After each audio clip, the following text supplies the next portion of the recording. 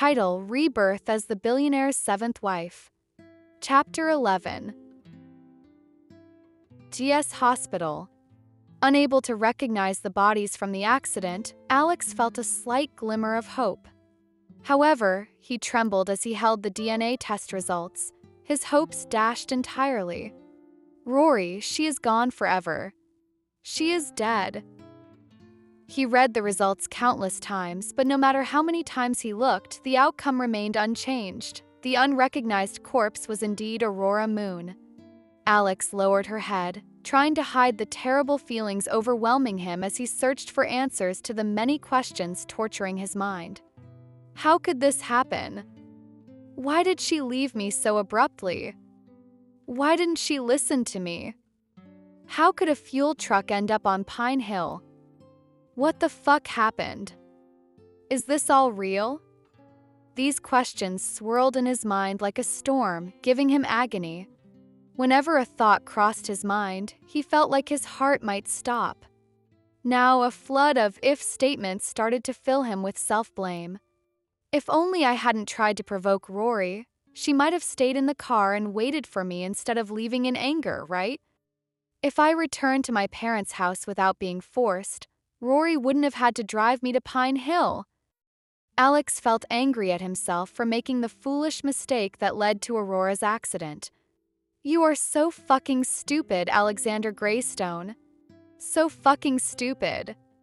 He ran his hands through his dark hair and squeezed it tightly, frustrated with himself for being ignorant. Now, all that remained in him was regret.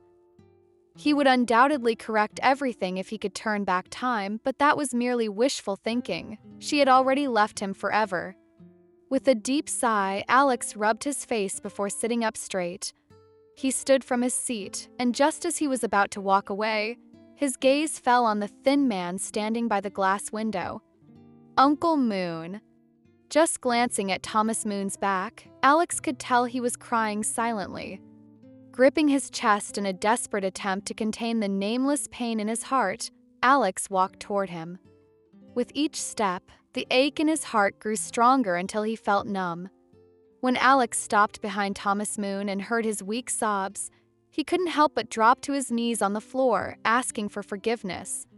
The loud thud caused Thomas to turn back. He was shocked to find Alex kneeling before him.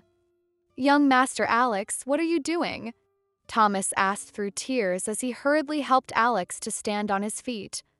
However, Alex refused. Seeing the redness in Thomas Moon's eyes deepened the ache in his heart. "Uncle Moon, I'm sorry. Because of me, Rory had an accident. Uncle, your daughter's death is my fault. I killed her." His words came slowly with a trembled voice. Felt like a hurricane raging inside his heart. Unable to see Thomas's sorrow, his head hung low. He was shocked seconds later when he saw Thomas Moon kneeling before him. Alex lifted his head to meet Thomas's gaze.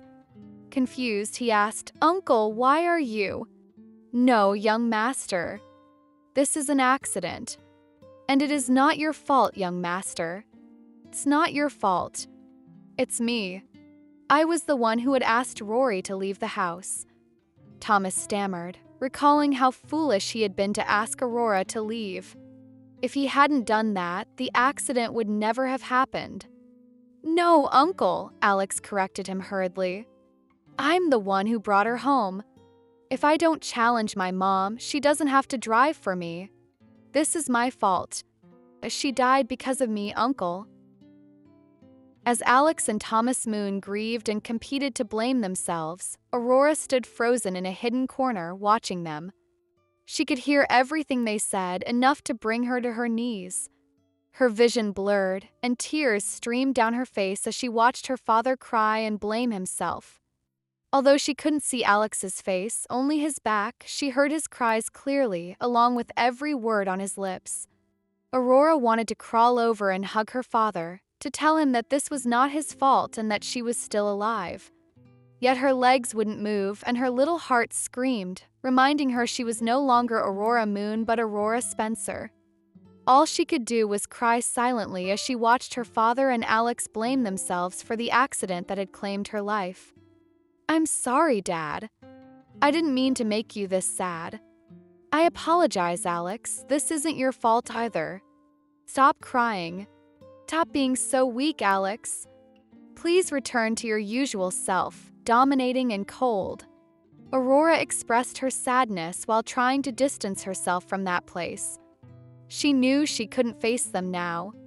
Gathering her strength, she stood up, using the wall for support as she walked away. Hiding her face under her baseball cap, she ignored the gazes of the nurses and patients passing by, giving her confused and pitying looks. Her slow and heavy footsteps gradually returned to normal as she moved away from her father and Alex. However, as the elevator doors opened in the distance, a familiar male figure stepped out in her direction, causing her heart to race. Alvin! Aurora wiped her tears, lowered her cap to conceal her face, and walked away from the elevator, evading Alvin. She was uncertain whether Alvin recognized her as Aurora Spencer, but she still needed to hide from him. Before she could walk too far, Alvin called her name from behind, his voice loud yet dignified. "Young miss, wait a moment." Aurora didn't stop. She tried to convince herself that Alvin hadn't called her.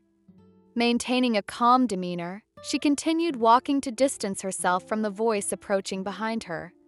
Damn it! Seriously, does he recognize me?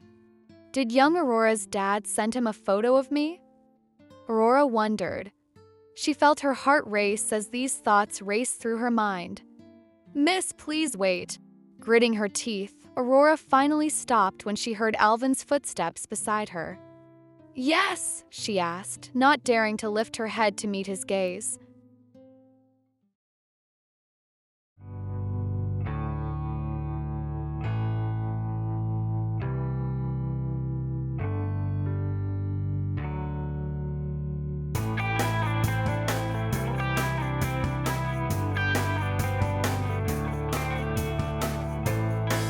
You can read this book online on Web Novel.